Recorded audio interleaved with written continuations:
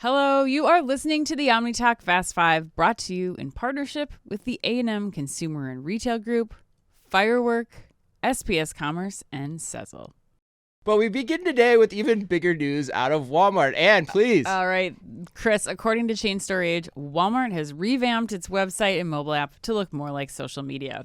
The new launch features a product-focused homepage and new social-inspired scroll, that's a direct quote, Yes. with rich imagery and live video. The new shopping experience also, according to Chain Store Age, highlights products that are most relevant to a customer at a specific moment, such as holiday gifts or items for watching a sporting event, giving Walmart suppliers and third-party marketplace sellers new time-sensitive and contextual opportunities for showcasing relevant products and storytelling. That sentence was made to sound bigger than it is. It definitely was. Chris, we're going to start off with a bang. Oh, all right. I like starting off with a bang. It's one of my favorite things to do in life, actually. Yeah, I was feeling very like Christopher Walken with that, like...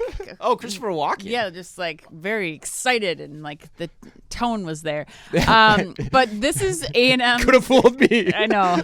Could have fooled you. My version of excited lately is probably I'm coming off of sickness and spring break. So Right. I We're need just to, glad you're here, Ann. Yes, We're just right. glad you're That's here. right. All right, start off with a bang. I'm putting you on the spot though right away. This is A&M's put you on the spot question.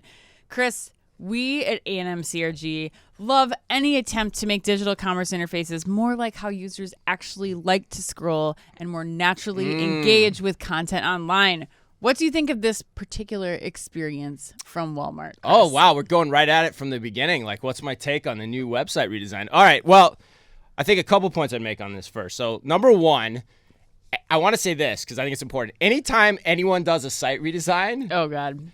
it is a ton of work. So kudos to Good on everyone ya. involved in that effort because it is a yeoman's effort. It's the hardest thing you can possibly try to do. So anyone at Walmart that was a part of this, salute you. Yes. I mean, it never gets easy. So, but the better question, right, which is the point of A&M, is does it make sense? And my take is that I think it does. Yep. So much of the interaction on these sites is search-based anyway, so you're still going to have that. Yep. And what you have here now is the template of what I would call a highly personalizable site, which starts to look a lot like Amazon, which is my last point I'll make in a second. But, my site now can look very different than yours and vice versa. It's made for that to happen. But the other thing I like is it's going to improve conversion for those inspirational shoppers that are still browsing Yeah. and using it for inspiration. And by that, I mean, it's the idea of shoppable video. We've talked a lot about the differences between shoppable video and live streaming, but this plays into that very well to use that type of content to drive conversion. And the redesign aligns to that thesis of traffic is going to be coming to the websites of the brands and the retailers, capture it, convert it, make it happen. So net, I like it. Now, back to the point about, but there's a lot of naysayers on social media. They're like, it just looks like Amazon. Too right it does, Ann. Damn right it does. Yeah. Because there's one important point of differentiation for Walmart against Amazon in this redesign. Walmart can show front of the funnel differentiation in terms of how customers can get their goods, particularly by way of buy online, pick up in store, curbside pickup, that Amazon can't. So you've got a similar experience, but Walmart's is in essence better, in my opinion, potentially in the long run because of those front of funnel points of differentiation. That's my point. That's your point. Okay. Yeah, I mean, I think here, I will agree with you that I think the best part of this that Walmart is doing is that they're allowing for the not live, but shoppable video to take front and center stage on their website. I think the important things for me were, one, the search experience is still very front and center and clear. So if you're doing what you call the seek and destroy, like I just need new diapers, like I don't have to go through scrolling pictures of people talking about, how to apply this foundation to get to my diapers. Like you can Which still is still execute. the majority of how commerce happens. Exactly. Right. But I think this is, for me, another step where Walmart is trying to targetify its website. Like I was on the team at Target that did this 10 years ago. We took the Target.com shopping experience. We made it flex and form to who the consumer was at that time, what device they were on. Like we didn't even have a format on Target.com that was going back and forth to allow for a better experience on mobile versus desktop adaptive site.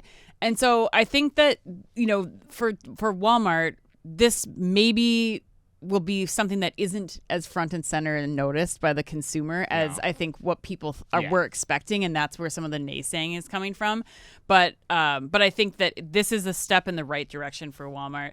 They are the thing that still drives me crazy though.